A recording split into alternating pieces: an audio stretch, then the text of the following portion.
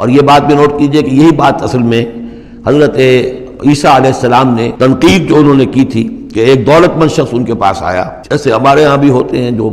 دیندار ہیں، سیٹھ ہیں، اور وہ دین کے کام بھی کرتے ہیں، تو انہوں نے کہا کہ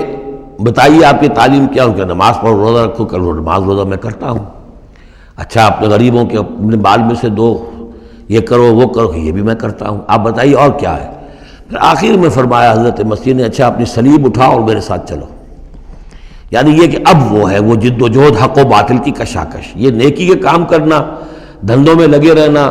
اور اپنے ساتھ کچھ نہ کچھ نیکی کا کام ہے، کچھ پن ہے، کچھ خیرات ہے، کچھ ثواب کے کام ہے، کوئی نماز ہے، روزہ ہے، یہ تو آسان ہے،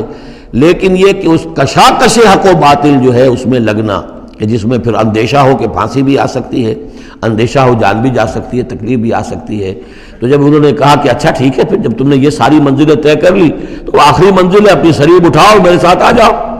تو اس شخص کا چہرہ لٹک گیا اور وہ چلا گیا۔ تو حضرت مسیح نے فرمایا کہ اونٹ کا سوئی کے ناکے میں سے گزرنا ممکن ہے، لیکن کسی دولت مند شخص کا